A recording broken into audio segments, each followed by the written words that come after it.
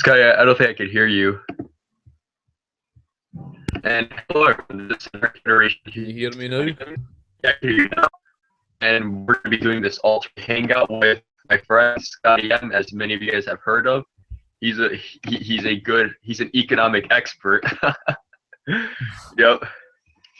So Scotty, what got you interested in the free market? Well, the whole thing in relation to freedom. I was influenced by someone else, of course, someone I'm related to. I think when you look at history and when you begin to question why things are the way they are, especially like the poverty and everything, people complaining about things, you would hear a lot about how they complained about Thatcher. Of course, Thatcher wasn't exactly some true advocate. Well, she did advocate, but she wasn't exactly some true example of some free market. However, when you begin to question things and you look for answers, then of course you kind of lead down that path. And of course, I will admit I was influenced towards that direction through the help of a few others. However, most of the research I've done is just all common sense. And it's, for me, it's remarkable. The people who support socialism are people who don't read history, and that's what it comes down to. That's why, as Tom Woods had put it, what it really all comes down to is what shapes people's political views really all comes down to their view of history, and the Industrial Revolution, I think, is the most important part of that. Yeah, because I mean, history is strongly against these people, and that's the thing. Like, I've argued with them, and I've stopped for many reasons. It's because many of them, kind of like what you said, they're the type of people that will argue against you that the moon exists. Yeah, that's God's honest truth. They're the type of people who will argue till blue in the face that you're wrong about something that you're not. I mean, they'll try to make you out as if you're insane. Yeah, you're completely sane. You're history, just facts, reason, and logic doesn't apply to these people. It really doesn't. I mean, I don't know how many times I've pointed out, especially with Nazi Germany, for example, Nazism and fascism, they could really only fall under either individualism or collectivism. And it's very clear. You look up the definition of what socialism is, you look up the definition of collectivism, even look at the definition of a collectivist. If you look at the definition of a collectivist, it basically defines what a socialist is. And that goes to show you just how irrational they are. I mean, there's no reason with those type of people. I try to reach out to those who want to learn. Yeah, and what was that other question I would have asked? I was gonna ask oh yeah, why do you remember when you were talking about the Soviet Union? Like, why did it lasted as long as it did? 2 seconds. Right, okay. Sorry about that. So what is it you're saying again? So remember how we were discussing the Soviet Union that one time, and you said something about how the Soviet Union only lasted as long as it did was because some Western countries were funding it? Yeah, I mean, the corruption that rules over the United States, for example, and Britain, that corruption is basically socialist. The bankers are socialist. The whole globalist corporate elite, they all favour socialism. And basically what those bankers were doing is they were funding the Soviet Union. They were basically keeping it alive. It was basically the likes of, the Bilderberg group, the whole globalists that were funding the Soviet Union and keeping it propped up for as long as it was. You have to remember is that it's the private sector that finances the entire economy. Where you wouldn't have a government otherwise. and that's just a fact of the matter. You require the private sector to finance the economy, and with regards to the Soviet Union, Oh, what's up? Hey, it was hey, one of those hey, things. Delta. Hey, sorry I'm late. It's good. So, I'm Donnie this time, I guess, being late. so yeah, I mean the whole thing, like I was saying, is when it comes down to the Soviet Union and socialism in general that tries to get rid of the private sector, it can't. It's the private sector that the government has to steal from in order to pay the wages of those working in the public sector. So basically, excuse me. It's So good. basically, the public sector does not pay taxation. It pays what you call a rebate, which is basically a percentage that's paid back to the government for what the government initially gave them in the first place. So in other words, where the government has to take its money from in order to pay to keep the public sector alive is of course the private sector. And the Soviet Union, just like other socialist movements, there was barely a private sector there to keep them alive. So there was a lot of funding from elsewhere. Yeah. Well, the catch is the Soviets didn't have a private sector. They just for They're like private property is theft. Oh no, they don't believe in private property, yet they think capitalists stole from them, and fascists stole from them. Well, I suppose that's one way you could put it. yet it was foreign private ownership that helped them. Yeah, This is also another Wall thing. Street funded them as well. The funded the Bolsheviks. Oh, You're there's always gonna going to get this. You're always going to get this nonsense where they talk about the private ownership as if they've got a black and white picture view. As I say, they always have got a black and white picture view of private ownership. They don't understand the difference between capitalism with private ownership to that of fake private ownership. In other words, it basically still is state ownership when the government strongly regulates it. Yeah. Ooh, I was watching a Vine and something like got pushed. So yeah, that's Where's- just the fake. There's a way- communist meme. Was it Ethan? I put it on my Facebook where it's like the guy falls like fucking fascists. This isn't real communism. Oh yeah. Speaking of that, so like I was also arguing with a bunch of like socialists about how about the whole thing about the Soviet Union collapsing and stuff, and they blamed it on like capitalism, revisionism, and fascism and stuff like that, even though it was communism that caused it to collapse.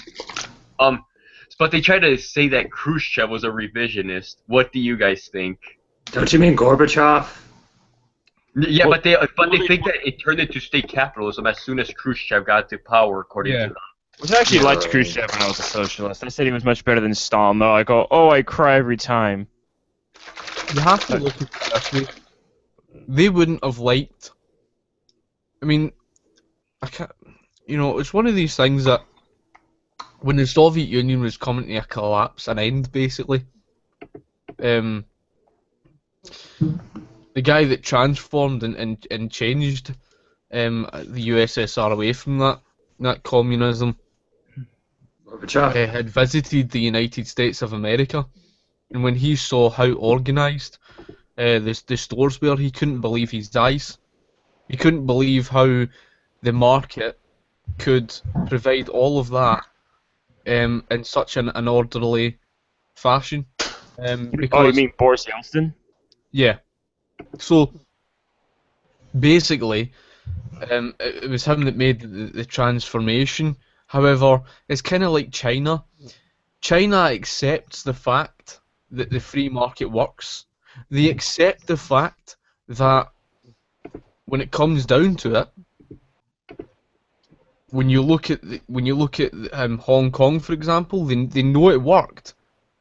But China is at the stage where, although it accepts the free market works, they're kind of not willing to let go of state intervention, and unfortunately for them, they've faced an economic crisis, and it's kind of this thing where China is going to, from what I believe, it's going to have to take a while for maybe a younger generation to come through, but over a long period of time, this idea of the state is eventually probably going to die off. Well, we all know that China lifted 500 million people out of poverty thanks to capitalism, so hopefully it'll continue to prosper in the future.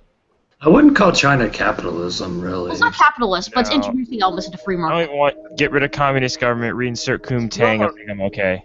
Well, when they- Right in a way. I mean, you wouldn't say it was like this capitalist. Well, it's introducing That's- elements, but But they did allow more economic freedom when Deng Xiaoping took over, so that's probably the best way to say it. The whole thing is that in terms of how China is, it's politically communist, but they're not acting communist economically. Economics. Police state-wise, they are. Yeah, police state. I mean, that's a different story. I mean, but when we're talking about the economy, they're not acting like communists, and this is the thing, because they try to say, well, communism's done this great success. Well, not really, no. As we know from history, like you said, it was Xiaoping who strongly privatised their economy, and their economy took off. But it was that state intervention that caused problems. You probably heard about the recent crisis that China had faced. Yeah. The I mean, recent crisis. Yeah, there was some of a recent crisis that China was facing. It was because of government intervention. Yeah. Mm. But that's what makes China fascinating, because they accept the free market works in Hong Kong. Well, you know what's funny? Scotty, you ever heard of the 1987 Black Monday incident? I've heard of something about that. Was that something that happened in I'd need to look it up again. It happened in Hong Kong in 1987. Like communists, some communists I've talked to about that, they try to say, this is why capitalism doesn't work. The 1987 Black Monday, the stock market crash in Hong Kong in 1987. See why capitalism doesn't work? I'm like, what? I think I know what you're talking That's a about. straw man. That's a straw man. Was this something that broke into riots and I don't know. Well, I don't know about riots, but like it was a stock market crash that started in Hong Kong, then it worked its way to Europe and then to the United States. Although the United States quickly recovered. I don't know about the rest. The documentary, because there was a documentary called China's Capitalist Revolution, right? Yeah. The BBC actually surprisingly did it, but the documentary had pointed out about Xiaoping. Now, in the late 1980s, there was a crisis. Yeah, the Tiananmen Square and it turned into riots, right? Yeah, 1989. And then it was Xiaoping who used the police as force against the people, and you know they didn't take kindly to that. However, when Xiaoping had retracted and moved out, when he left China, I think he went to Hong Kong for refuge or whatever. It was round about then, in a certain period of time, I think right up to about the mid 1990s, that he made his return, because things were starting to go back to the way of communism again, and it wasn't working. So things actually reverted back to Xiaoping's way. Yeah. Hey guys, do you think all of us in here could just debunk a communist propaganda I found the other day? What about it? what was it? Debunk it? Hold on, I'm gonna go on screen share so you guys could see it. Could you guys see it? No. Well, your screen share isn't on yet, so. I see it. I see it. Communism works. At first glance, this place looks like many other small Chinese villages. There are schools, Here we go. there are factories, and people laugh in the streets. However, a closer look, this place is different. Well, There's Ethan, pause the video. Pause it. Well, These communists, communism only works like in small scales, like with the Amish or like Hutterite groups and things like that. It works very in a small scale, but it can never work on a giant national kind of 70 thing. million people died thanks to Mao.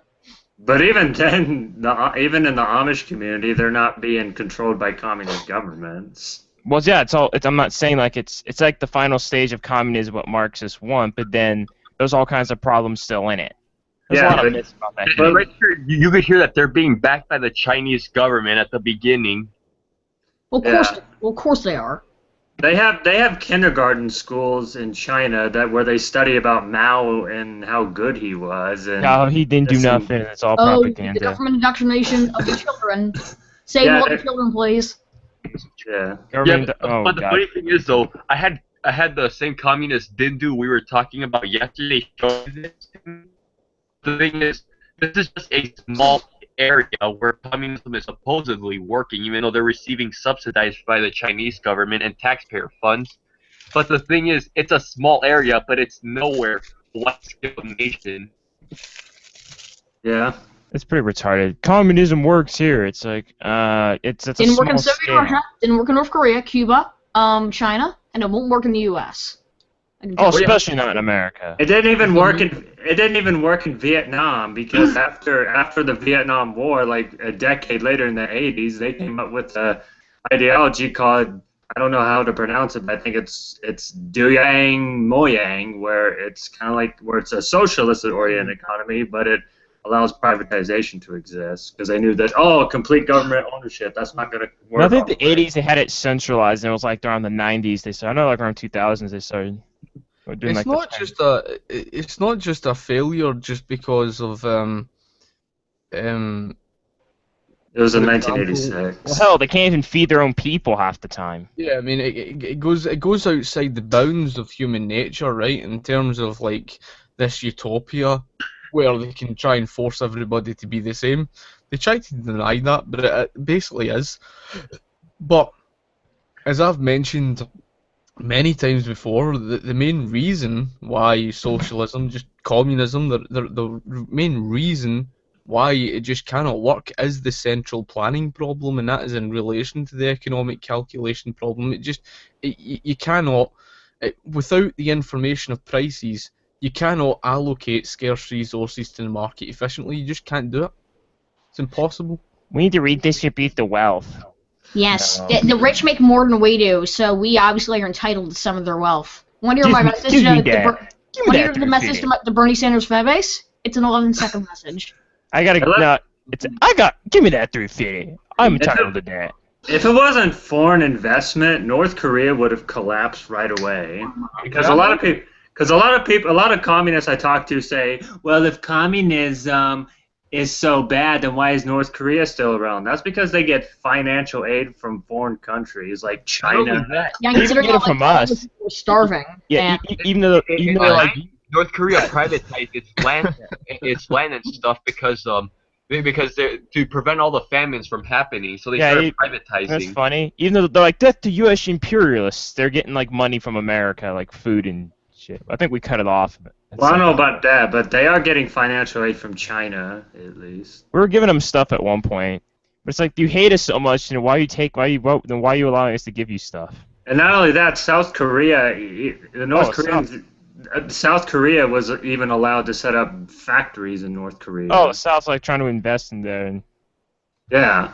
So it's like, yeah, your communism doesn't work in North Korea. I'm sorry. Yeah, but North Korea is now, from what I've heard, they've implemented some like privatizations, so they kind of have like this like what many will call corporatism, where like you have like all the privately owned stuff, but like there's like still elements of state ownership and state control and all that, and like subsidized.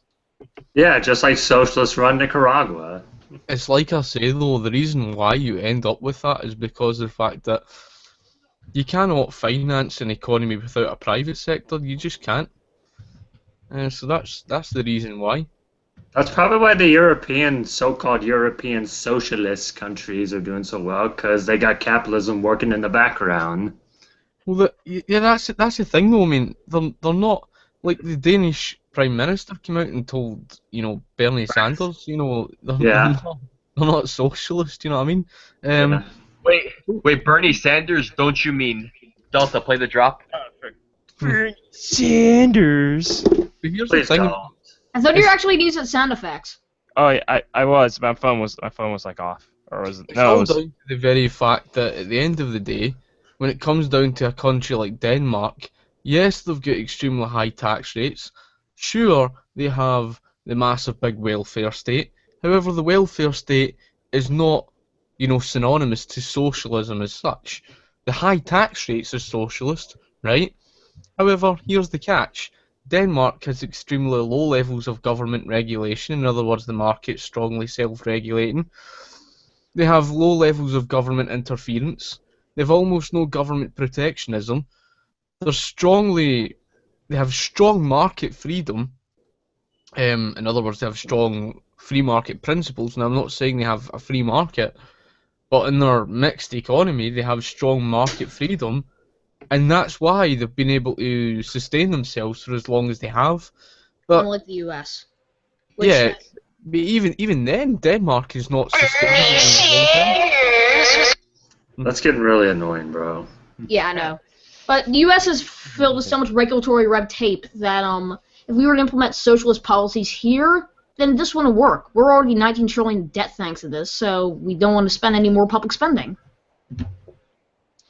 Well, that's the thing. They want to keep on spending because the communists know that this is what enslaves the people. So as long as they can, hold the people under debt and masses of it, and they've already brainwashed the people through the educational system. It's sad to say that young boys your age who go to these schools are unfortunately led up the garden path by these schools, by the state, that feed out this nonsense that we need free this and we need free that, and the solution to the problem is more government this and more government that, and then they say, oh well, look at these Scandinavian countries, for example. But see, if you were to look at history, right? If you were to actually look at history, you can see yourself that it contradicts everything that these schools are feeding out. So it goes to show you that a lot of it comes down to brainwashing of the youth, and that's exactly what Adolf Hitler did. No different to the reason why the Soviet Union favoured, state education. Do you Because remember? if you can collectively, control the information you feed them with, you can collectively influence the nation's, youth. Well, if you remember, Mao did the similar thing during the Cultural Revolution, because if you remember, he formed the militia called the Red Guard, which was mostly made up of students. Yep, you did. They even changed the language of things in it, etc. Newspeak. Hmm. What, anyone run 1984? What? 1984? Yeah. I just said that as changing the language Newspeak Yeah. 1984. By George Orwell, yeah.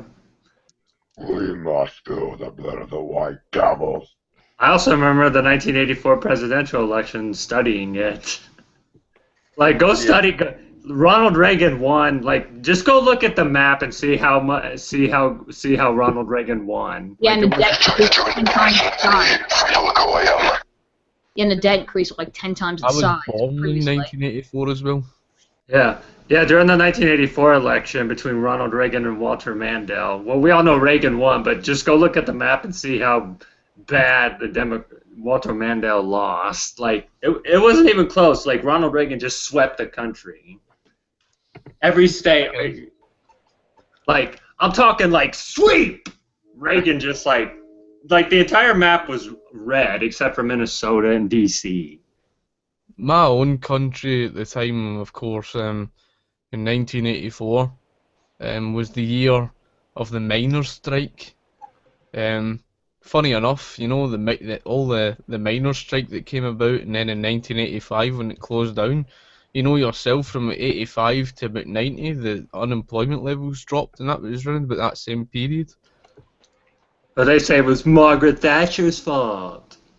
Oh, Yeah, we'll because support the Margaret Thatcher workers. was prime minister at the time of the dinosaurs, apparently. Apparently, it's communists are all for the worker strike unless it's against the communists, like Allende. Oh yeah, the whole thing, like the Chilean truckers industry. So, when this is something I would like to explain, like, because Delta brought it up. So, like, Allende wanted to nationalize the truckers industry, but the problem was that due to that, they didn't want that to happen. They were like, well, fuck, I don't want you nationalizing this, you far-right freak. So all the and like, let's say if like, cause like the Chilean truckers industry, like, let's say, because you guys all know the geography of Chile, right? It's just long Very and mountainous. Oh, duh, of course. It looks like it looks like a narrow. yeah. So like, let's say if the Chilean truckers are driving to like get the resources across, and if the company gets shut down, the entire country shuts down. So they were like protesting against Allende and stuff like that because he wanted to nationalize it. But then you have lefties saying that, oh, the CIA backed it up. The CIA was involved. It's an American conspiracy. Here's the Yeah. thing that gets me, and they don't know how to answer this, right? Never mind the period of the early 1970s. What you have to look at is the success Chile had from the mid 1980s to, you know, the mid 2000s, right up to 2006 when Michelle Bachelet stepped in.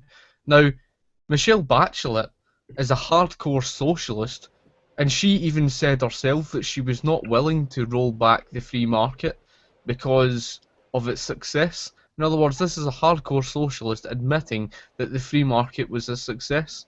Now, if you were to compare Chile, of what it was like in the early 1980s, to that of Chile, you know, by 2006, Chile was far better off. They don't like to admit this fact, but that's the truth of the matter, and that's what you have to point out. And they always try to divert the argument away from that, and try to bring it on to the whole thing with Augusto Pinochet, because Or they that. know they've got no logical argument. Or it's that the Allende was democratically elected and that's it.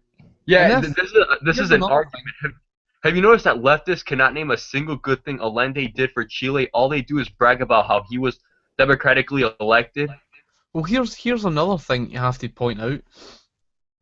You always get this excuse where they say, well, Hong Kong's success was because of the size of it and because of its geographical position, right? See, if they do use that argument, point to Chile, because Chile is in one of the most, arguably, the worst geographical position on Earth for trade. They really are. The reason why Chile's been doing so well for themselves is because investment flooded into Chile because of their economic freedom. And that's the Exactly, reason why and under they're- Pinochet they ranked high on their economic freedom. So, Scotty, pick right here. Pick right here. It's millions of people starve under communism, or a bunch of communists getting free helicopter rides. What's better? That's obviously, I mean, it's sad to say, I mean, it's the truth. It's it's ridiculous. I mean, it's always the same with these communist movements, and it's always this 1% elite. You know? Even though they Yeah. get support from the 1% elite. Yeah, George Soros funds all the Occupy I'll Wall Street off at the moment. on all the other anti-capitalist movements. I'll be back in a second. Soros. Okay.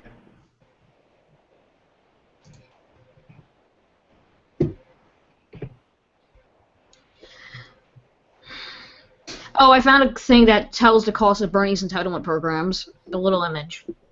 What? I posted in the chat, so if you want to see it. Let me see. Communism was shit.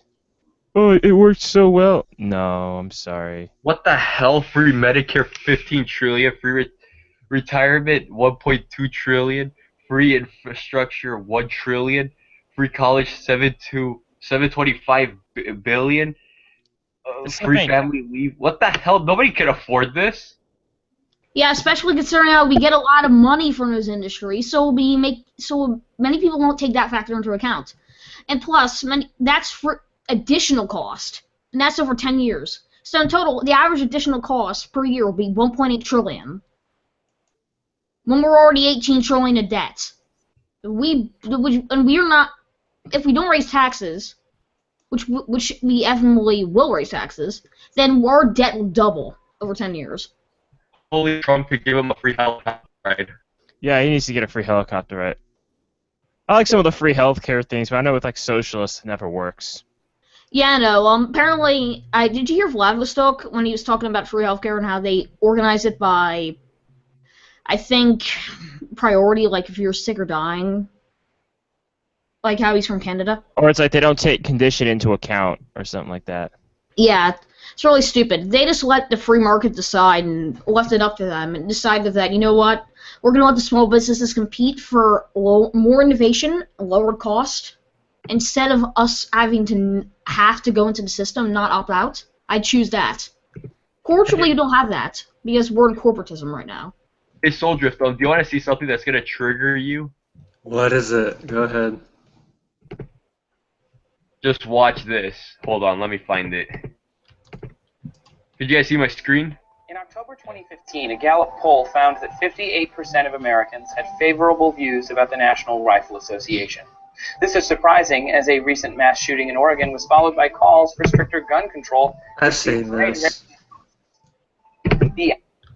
Yeah, and you wanna know what I found funny? What? He brought up the fact that like there's more likely to be crime in places where they have gun rights, but he did not have any evidence to back that up. A place like Chicago and Detroit has strict gun Yeah, I hate laws. test tube news. I always hate the Young Turks. So yeah. I don't know. Oh, Switzerland. I saw your EP interview of Cater Endless on EPL podcast. It's pretty interesting. Yeah. Thanks. Probably gonna go on to that next time. But anyway, there's a sound effect. Soldier, Play. What? It looks like that a bunch of autists decided to raid my videos and just spam K. What makes you think funny? Autistic Almariites coming to my channel.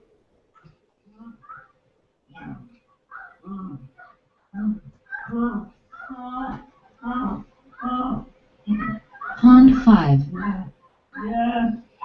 What the fuck is that, dude? Ethan, this is degenerate as shit. Get this out of here. I'll give you the link to that. No. No. Oh, thank you. I said no. It's supposed to be degenerate free. You're a feeble white man. Kill yourself. You try to do an impression of me, feeble goyim. You try to do an impression of me, filthy goyim. What's your favorite scary movie? Alright, what else can we talk about? Only Vlad was in here. I wouldn't really do that if I were you. You really want to trust your boyfriend.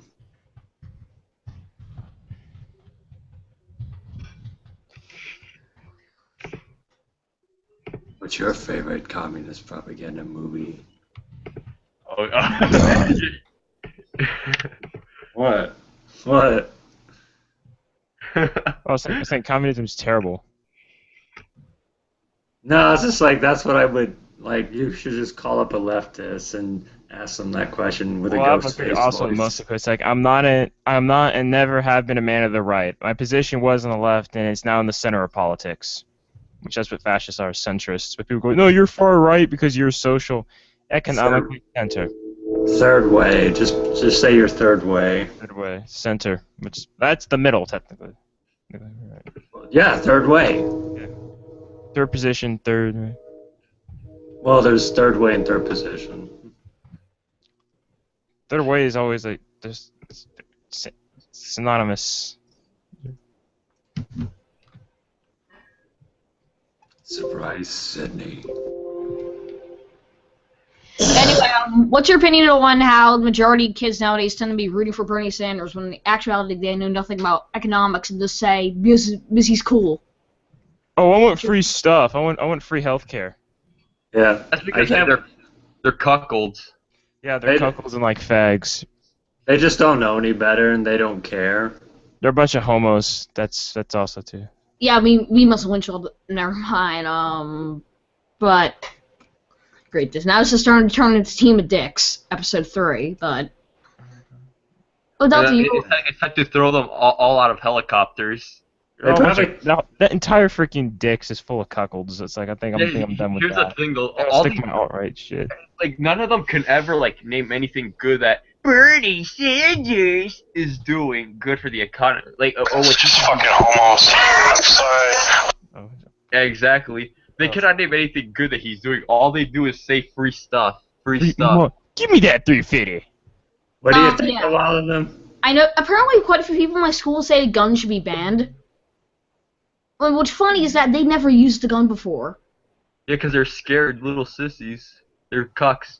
In fact, this one guy named Eric Roth says we should issue an Australian gun ban. Oh, he's an idiot. He's not... I went to debate with him, and many people say that he won. But I mentioned that the homicide rate went up 300% after a year. And he just ignored it, saying, well, guns are made to kill, and we shouldn't let that. So I believe you should... Guns are made to kill? Let me guess. I guarantee you he supports Planned Parenthood. He says it is... Yeah, I think he said it is affordable services would save many lives. What the hell? What a hypocrite. He hates guns because it kills people, but yet he wants to kill babies. Dumbass. Funny thing is some leftists like to say we should use Japan as an example because Japan has strict gun laws and they have low crime, which, number one, their low crime has nothing to do with their gun policies. And number two, even though they have strict gun laws, they still find ways to kill people. Like, there was one incident where a guy killed a bunch of people in Japan by driving a truck into a building, and then he got out and started stabbing people. Ouch. Dude, to be honest, I would rather be shot than to be stabbed. Yeah. It'll probably be quicker. Hey, Scotty's back. Hello, Scotty. Back, man. Scotty, how you doing? Hey, Scotty, how are the gun laws over there in Scotland? Glasgow is like one of the most dangerous cities in Europe, isn't it? Yeah, I mean, guns were obviously banned in the UK in, I think, 1997 or something like that. And Glasgow became the murder capital of Western Europe. And the thing that makes Glasgow unique is the fact that it's a blade culture. Oh, yeah. You know, all the sort of, attacks came from all sorts of, people carrying machetes, samurai swords. Oh, katanas and like shit. Yeah. There's one, to give you an example, there was one incident Nunchucks. where a boy originally from Easterhouse, who now lives in Tollcross, he was saying of how he was up at a friend's house and he heard boys shouting and a boy screaming, and he looked out the window and basically what he saw was a group of them crowded round this one boy and one of them hacking into him with a machete. What does that tell you? Exactly. Plus, here in Chicago, we have gun control, of course, we have the strictest gun laws, and look, we're the murder capital of the entire United States. Yeah, the murder capital of North America is Honduras, and they have strict gun laws. I think I know a perfect example of a place where guns are made and used properly, and that is Switzerland. I brought up Switzerland. Like, they carry SIG 550 assault rifles in their homes, and yet they have like one of the lowest crime rates in the world. Yeah, because you should. Oh, but we should ban guns, because guns... People are afraid of their lives, so they want to not commit crime. When you see a guy with like an AR-15 on his back. Yeah, if I see a dude with an AR-15, I'm not gonna jump him. You see, the thing that's so irrational about these lefties, they think they can have all their free things, their big, welfare state, their, all of these things. They think they can also have all their high tax rates and their high paid wages at the same time, and they think they can just flood the country with all these Muslim immigrants and expect that we'll all hold hands together and Under a sing big rainbow, Kumbaya. just think Kumbaya. Yeah, that's honestly how they think that things will work. We should Although love each other. there are certain lefties who do understand what they're doing. In other words, they're seeking to destroy, to probably create their so-called revolution. Yeah. Scotty, what do you think of idiotic lefties who talk about how if you oppose open borders, it's racism and bigotry? If you oppose open borders, it's apparently bigotry. That's just these lefties that hit out with that sort of nonsense. Are just they don't even know what they're talking. See, if you were to ask these people, what's the laws of supply and demand, they couldn't even tell you. The fact of the matter is that gets me is the fact that people who work hard in this country, who pay taxes, are basically forced to pay for those coming into the country. And the thing is that if you have more and more flooding into the country and there's a higher demand for things such as schools, healthcare, all of these things, then of course the costs are going to go up. And who is it that pays for it all? Well, it's the taxpayer. So of course the taxpayer's going to be pissed off with that. And that's they don't look at it from an economic viewpoint. In fact, to them, economics takes a back seat. You know what I mean? Yeah.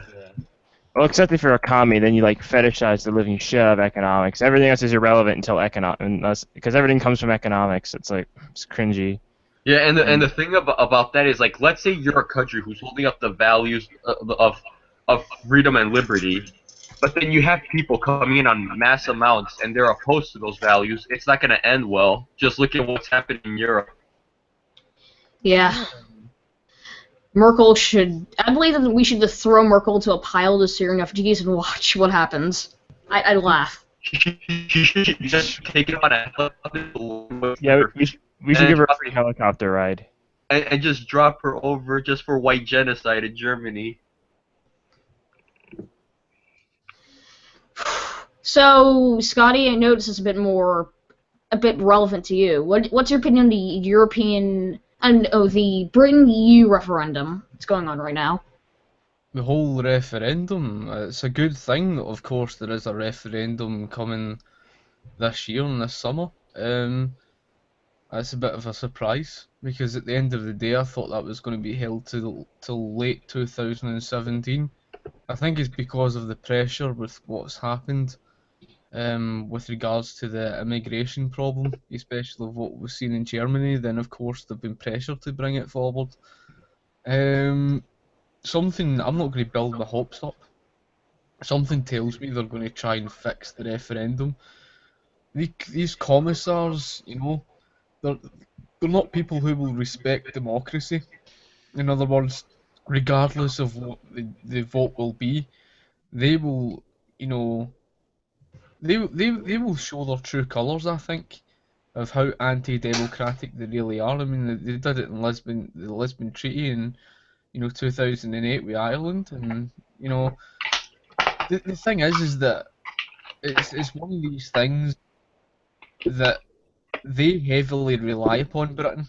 They really do, and they know that if Britain leaves, you could more or less say the European Union is probably finished in my eyes.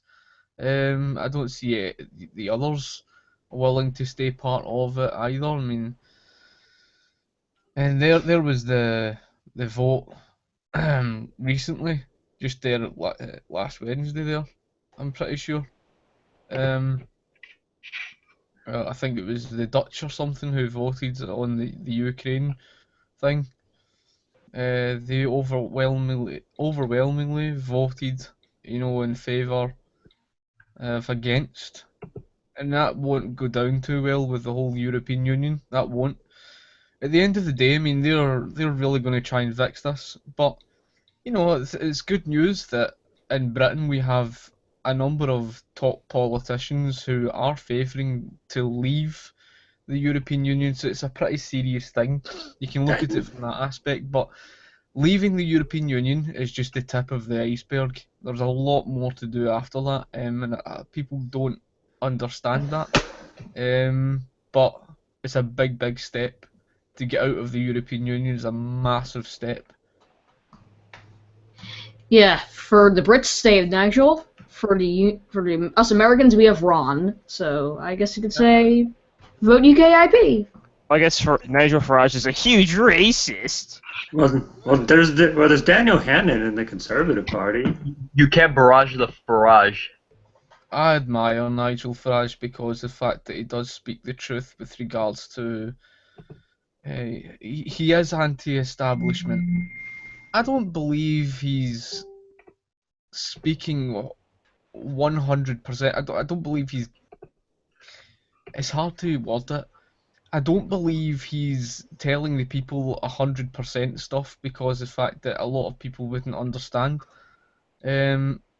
He's more or less speaking the rhetoric of what people relate with, and he's doing it in a very smart sort of way, where he'll speak about democracy and people deciding what they want afterwards.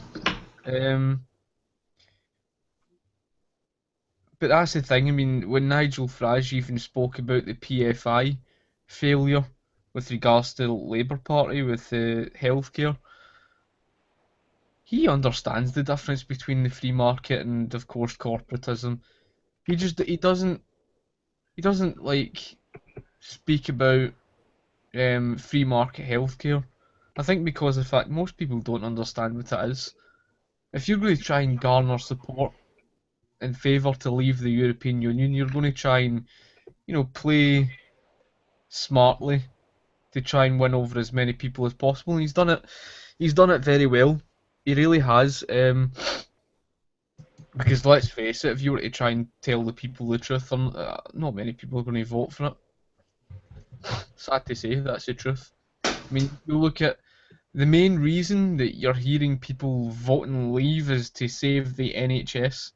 So you can see why they're playing that rhetoric. Yeah, you go ahead, soldier.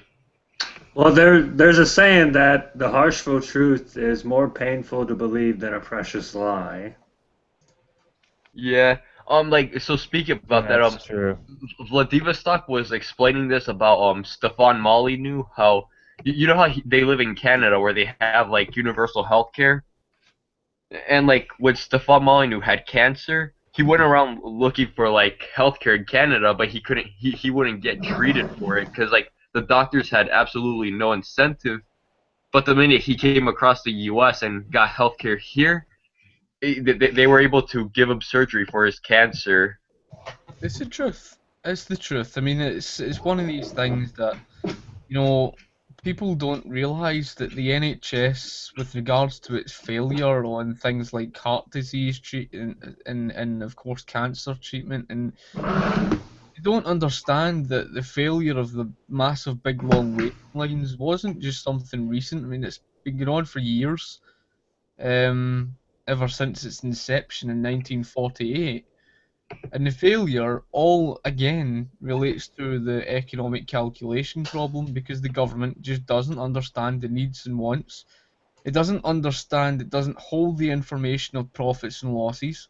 Therefore, because it doesn't hold the information of profits and losses, it doesn't know how much to produce, what to produce, where to allocate the scarce resources of what it produces, what to invest more in. It doesn't hold the information. So therefore, because it doesn't understand, how much to produce, it will end up overproducing and causing waste and allocating into the wrong parts of the market where it's not required. And what ends up happening as a result of that is you end up wasting time. and you end up with massive, big, long waiting lines, and that's, you know, that's a failure with government, you know, and people find it hard to let go of that. But I can understand why people would want to cling on to the NHS because they believe that the alternative is too expensive. They don't understand what the free market is in healthcare because they've never been taught it. You know, they've never had an argument on free market healthcare. They don't even know what it is. In fact, if you were to talk about free market healthcare, they assume that what the American healthcare system is today, they assume that is the free market, and it's not. It's corporatist. It's, you know, number one, you had the American Medical Association monopoly, which is a monopoly granted by the US government. Secondly, you had the US government over-regulate the private sector in healthcare, which stamped out the competition of the smaller hospitals, causing a monopoly with the bigger hospitals. And last but not least, the biggest reason, what caused the collusion between the government and the private pharmaceutical companies was, of course, the third-party payer system, where, you know, this is something where the government is the one that's determining the costs, not the consumer or the provider. A free market in healthcare is where there is a straight transaction between the consumer and the provider. And, you know, socialists don't seem to grasp that. They don't get the fact that it's an absence of the free market. It's not something to do with, well, here's the private sector, therefore private sector is failing because there's high costs. Private sector's got nothing at all to do with it. High costs is in relation to do with supply and demand. They don't get that. Yeah. But the funny thing is, I've talked to like European socialists and socialists in Canada, and they say, I asked them about the wait lines and everything. They say, oh no, that's just right-wing propaganda. That's just right-wing lies. You see, the thing is, Tommy himself even explained this, where like some guy died in the waiting line because he had a serious illness, while people who didn't have anything serious, they just had probably like a stomach ache or like a headache, got the healthcare. But then there's people with real diseases who are waiting in line and they've died in the process of that. Well, there's the prime example with that guy in Wales, and this isn't uncommon. This is the truth. This was a 68-year-old man.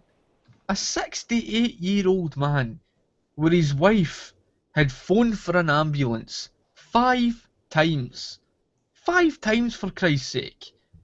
And when, you know, unfortunately the guy died. The old guy died of a heart attack, right? But when it came to the police investigating the NHS, now, sure, they could use the excuse that the Welsh NHS hasn't been up to standard. That's besides the point. The NHS has always been like that. But when it came to investigating the NHS, they got back and they said, well, the reason why they wouldn't send an ambulance out, despite a queue of ambulances outside their hospitals, you know, it's the reason why they never sent an ambulance out was because the fact the guy was on a waiting list. Can you believe that? They actually said the guy was on a waiting list. That was the reason why they couldn't attend to him. It's like, what the fuck? The guy is dying of a heart attack and you couldn't attend to him? And then there was this young lassie, a 5-year-old lassie, a 5-year-old in Glasgow, in my home city, where, you know, 55 hours that young lassie had to wait in order to get treated. Her mouth had been split wide open. That's a 5-year-old lassie. Oh, but that's propaganda. That doesn't happen.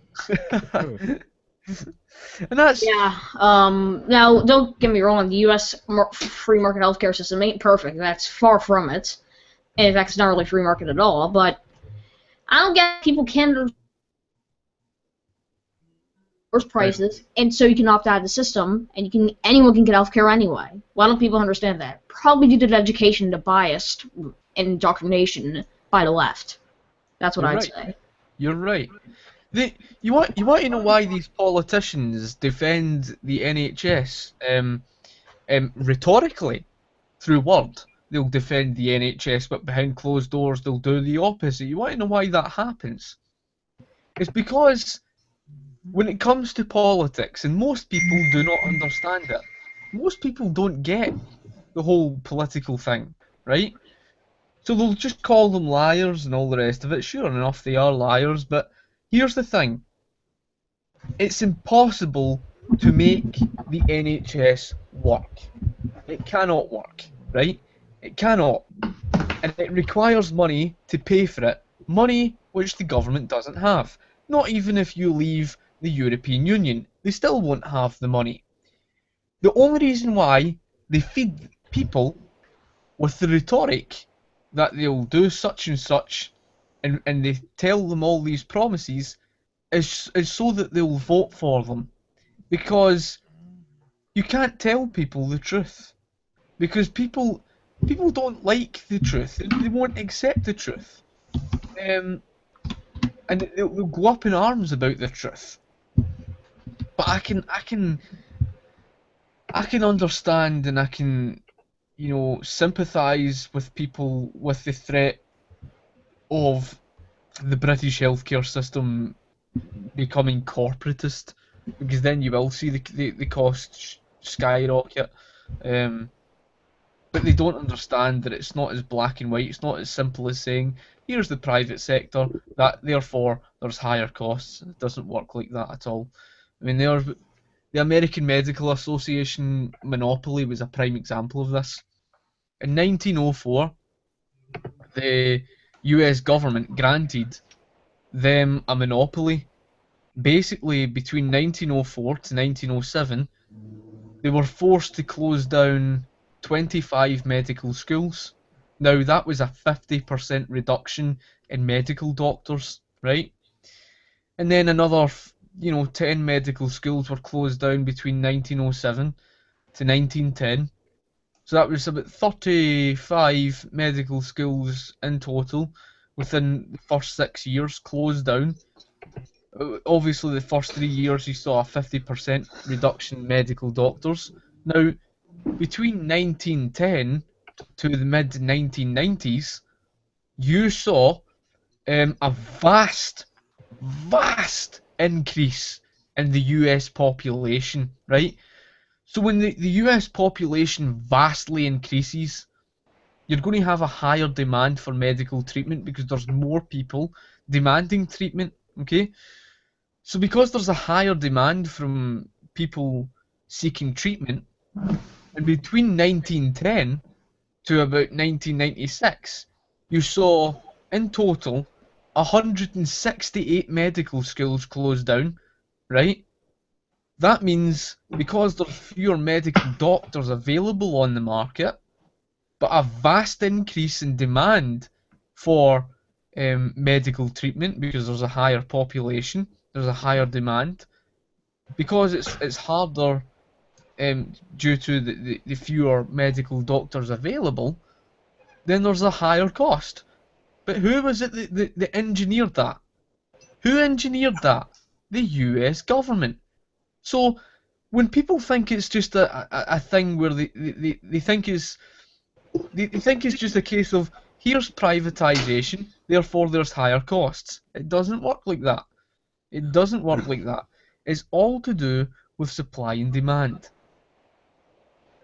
Good point. That's the reason why the US healthcare system's so expensive. It's got nothing at all to do with the private sector. It's got everything to do with government's interference. Good point. But anyway, Delta and Center Right. Oh yeah, he's muted. But Delta and Sealdrift. Whatever. What's your opinion on the U.S. internet monopoly, as I like to call it, the corporate oligarchy of Comcast, Verizon, and AT&T? And how do you think we can stop? How do you think this massive machine complex can be stopped? So fastest just merge all of them together. More really, it's a serious question. I mean, I have to deal with Comcast daily. 25 megabit internet speed for like Well, I don't have Comcast. I have like for Cox. $150 a month. Yeah, I don't use Comcast either. Yeah, we It's don't the really only one use it. available in my area, even though it's kind of weird actually. Verizon's right directly down the street. Well, scrap But- it, make a better company. What, do you want me to move? Why Oh, I mean by no. why I mean by scrap like Comcast and like nationalize something like that, like the internet or something like that. That's going to lead to lowered, quality. Plus, North Not Korea. Applying Not much nationalization innovation. leads to quality. Well, look I'm not saying we should nationalize everything like a Marxist. That doesn't work. It didn't work in the USSR. It didn't work in China. It didn't work anywhere. What third positionist governments do? It's the center of economics. Instead of going with a total free market or total Marxism, it's the center. It's in the middle. It's not one of either side. Oh, The God. thing is though, Delta, is the fact that the reason why nationalisation itself doesn't work, the reason why it's unsustainable is I couldn't repeat it more than what I have, is because when it comes to nationalisation, it involves government's price controls. And that's what causes the distortion. Once you destroy the information of profits and losses, you end up with the misallocation of scarce resources, therefore the inefficiency. And a prime example of nationalisation, and it's unbelievable how people can call this a success. Because before Margaret Thatcher, British Rail was running at a £1 billion deficit, okay? It was running at a £1 billion deficit. It had a severe shortage of passenger journeys, in other words, no one was using it. It was overly expensive. It had outdated trains. That's because of the lack of technological information that profits and prices would give to the market. Because it doesn't know what to produce, it doesn't have the information. And, from all of that, they had the endless strikes. Now, this is what's remarkable. They had all these strikes happening, protesting because of the extremely high costs, indicating that the socialists accepted that it was a failure. However, as soon as it came to privatising the rail industry, they pissed and moaned about it, which is quite remarkable. It's almost like as if to say they accept it was a failure, but they want you to cling on to it to try and force it to work, and it can't work.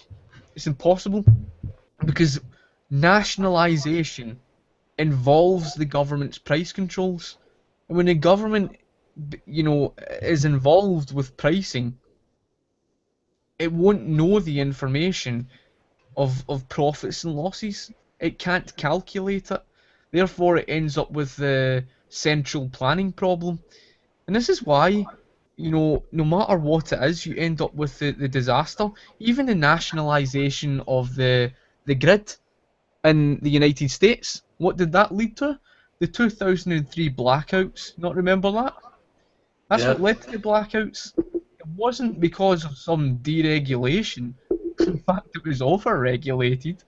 It was because of government's nationalisation, government's price controls, government thinking it knows better than the market does. The government cannot know better than the market. Who is the market? The market are the people. That's who the market is. The market are the people. The people are, the producers, the business owners, the consumers. That's the market. So when people say government through nationalisation knows how to run something better than the market does, they're basically saying this small group of people sitting in a government somehow know better how to operate something than other people do. You understand? And that's what it comes down to. Yeah.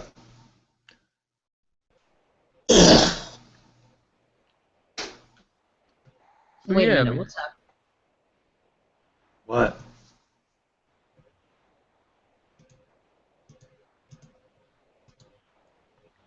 heck is happening?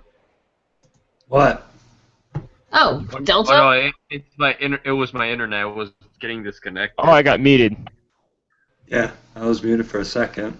What the heck? Yeah, but anyway, Yeah. Scotty, what's your internet speed? I just want to compare yours to mine, so we can see how much disaster of the internet has been taking a toll on us due to our failing infrastructure and our failing economy. I think I don't know if there's a way to find it on the internet. Internet speed. I can't even remember what this one is. You can make an estimate if you want. I'll check because usually they have the speed check thing. And I think this thing, if I just click begin test, let's just see what this comes up. I should be doing mine. Right, it's over 10 M. It's about 15 for download speed, 15 megabytes, about just under 15 megabytes. Dang, it's dang. I expected it to be a bit higher, but whatever. I just hear this rumor going on. European internet's a lot better than American internet and all that. And it can depend on what you're doing. And it's in fact, I'm connected to Sky Broadband, and that's the reason why. I don't know why it always connects to that automatically. I've only got that thing as a backup when it's my Virgin 5G connection. So Yeah. That's cool. and I don't want to change it right now because of that's the or one that I just tested there. No, this other one is faster, a lot faster. Obviously, because it says 5G. Hey Scotty, didn't ISIS say that that they were sad that if Britain leaves the EU because they won't be able to sneak into Britain? What was that? Didn't ISIS say that it'll be sad if Britain secedes from the EU because they won't be able to sneak into cities and bomb? Wow, ISIS. I seen that sketch video and it was quite funny. You know, they're having a field day right now, and it's the truth that they're actually having a field day because of the fact that they're just getting open entry and you know, open door immigration is not a problem when you've got a free market and you've got people who are able to arm themselves, right? In other words, you don't have the big welfare state and they can't leech off you, and you have people who can actually protect themselves. We don't have that today at the moment, and after government intervention with all these wars, it's an unwise decision to just open the door and fucking in they come and fuck knows you're going to get these terrorists. You're bound to. It's just it's bound to happen. Oh, degenerate. Yeah. Oh, I was looking in Euro. All right. Well, I mean, no matter how many times, like, I basically was a warmonger for a little bit, but here's the thing. No matter how much we try meddling into the affairs of the the Middle East, they'll never change. Like, we tried to reform them, to, you know, like, give equal rights to women, gays, etc., but guess what? No matter what we do, the Middle East resists civil rights and other things, and you know what? That's never going to change. And Yeah, the only thing we get out of trying to reform them is more terrorism. So why are we still intervening? The only thing we should do is kick out ISIS, and then we should just leave them alone for the rest of eternity. Yeah, exactly. I mean, I completely agree with that. It's all about... No, Iran still. We have to get rid of Iran, too. No, that's not going to work. That's just going to want to nuke them? Because I have the launch codes. They're hidden in my suitcase. Iran, Assad, ISIS, fuck them all. They're all I say overthrow Iran. If we overthrow Iran and Assad, they'll just let ISIS control Syria. And Iran. That's why you get rid of ISIS first. Yeah, but then another terrorist group will come in. So what? Exactly. It's the fucking Middle East. What do you expect? Are you retarded? This all comes back to the Iraq War. If we didn't invade Iraq, then ISIS would never have formed. Thanks, George. No, because they formed before we went into Iraq. I know they formed in 1999, actually, but they would never gotten as big as they were now. They already were big when they first started. They were irrelevant. They were not attacking. Saddam kept everything stable. They were part of Al Qaeda. Yeah, but if we never destroyed Iraq and then left, Saddam Hussein was a ISIS would never be able socialist. to control it. Socialists need to be killed. Okay. The Iraq War was justified because Saddam Hussein nationalized something, and nationalization means socialism, even if it's just one thing. Some squatty. What? No, Saddam was a Ba'athist. That's Arab socialism. Arab socialism. It's not the same as It's Marxism. more like Arab national socialism. Or that's Anyway, it's Scotty. same as Yeah. Muammar Remember Gaddafi. me. Was that? You might remember me. I was a technocratic socialist 2 years ago, and I made that video against you on your Hitler as a socialist. I think Remember me? if I can remember right. If I can remember. I think I remember the name, yes. Yeah. If the government just nationalized one industry yet everything runs privately without any intervention, would you still consider it a socialist state? Though, well, the whole meaning of nationalisation itself is opposite to private, because what it basically means is it's the same meaning. When you nationalise something, it's in relation to a nation, it's in relation to something centralised. It's another word for saying if you nationalise, you're collectivising it, or another word for that is centralising it. There's a difference between nationalizing something and the state controlling something, because a state can nationalize an industry yet leave someone else to do the work for them. You just can't say, oh, that means state control. No. There are several industries in the United States, for example, that are nationalized, yet the government doesn't really do anything except fund them. You have managers that do all the dirty work for the government. I can understand where you're coming from in that aspect. I mean, the slight difference is the fact that with the private sector, that's strongly regulated and controlled in the aspect, but when you look up regulation equals socialism in all cases. Well, when it comes down to socialism, what it's defined by is state direction of the economy, right? So anything involving government, it doesn't matter whether it's through control or ownership, anything involving government, where the government interferes through government regulation, that is socialist. Okay. Now, in Nevada, prostitution's legalized. Would you consider brothels to be privately owned? I don't know too much about that specifically. Well, a brothel is where prostitutes work, and and they're privately owned. So if the government says, "Hey, you can't hire girls this age and younger to work for you," because that is basically child prostitution, wouldn't that be socialist? Because it's a government telling a private business what to do. I guess forbidding child prostitution is socialism, then, isn't it? Yeah, but you're also not allowed to have sexual relations with an underage person But you're still regulating private property. But how the fuck is it? The law in of itself is socialist by this logic. No, it ain't. In that case, any government mandate is socialist. That's Scotty's logic. No, in your case, any government mandate is socialist. It's not as black.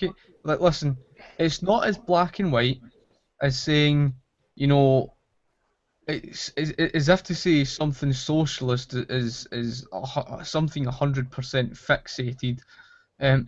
Put it this way, on a scale, it all comes down to this: how socialist it is to how capitalist. In other words, is a business largely left regulated by, you know, itself, in other words, by the market, or is the government the one strongly regulating the private business? Now, if you were to look up the It's still private property. Well, the thing you don't understand, however, is the fact that if you were to look up the definition of ownership, right? Look up the definition of ownership, and under already ownership, did. well, if you did, you would have seen the word control falls under ownership. That's what another word for regulate is. Another word for regulate. However, there's a problem with that argument.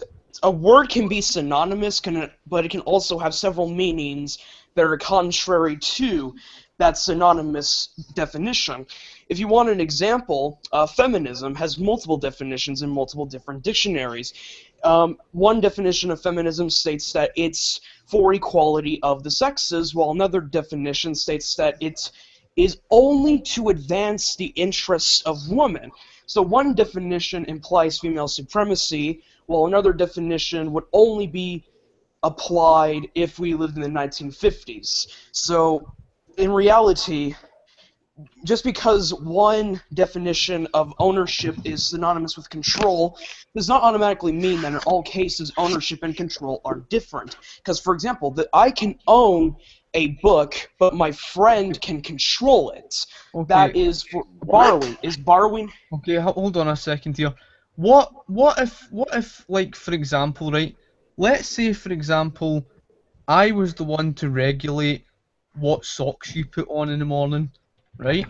If I'm the one controlling If I'm the one who owns it, then I own it. You're just regulating how much I use it. The point you're missing here is the fact that, despite the fact you could claim you own the socks, if you're being controlled and dictated to what ones you can wear, in the higher sense, you don't need a piece of paper to say you own it. If you control it, it's as good as ownership of the state. But regulation does not equal control. Regulation just simply is a place of limit. Control is when you yourself to regulate is to control. It's the same definition. It's the same meaning. That's what it means to when you regulate something, that means to control it. That's what a regulation is. So the government already regulates private property, so they control it. So I guess every economy is socialist by your standards. Yes. Every economy is socialist. Oh God. Yes. Every economy is narrow. Yes. Listening? What the hell did you just say? Mind if I give a You've got Nero? to complain about that, because that's you wouldn't say here's what the entire Bernie Sanders fan base right. and socialists in general. Marxist. However, to deny the fact that socialism is present in the mixed economies is just erroneous. Of course it's socialist. Capitalism is all about the market that self-regulates. That's what capitalism's about. Since when did capitalism have something to do with a government interfering and regulating the economy? Okay, wait a minute, Scott. Wait a minute. You're doing the same thing as a Marxist. I call anything that if you have one drop of private property, you're a capitalist. You're doing the same thing. Do you not realize that Delta, you do the same thing. Do you not realize that the market regulating itself is capitalism? Do you not understand that?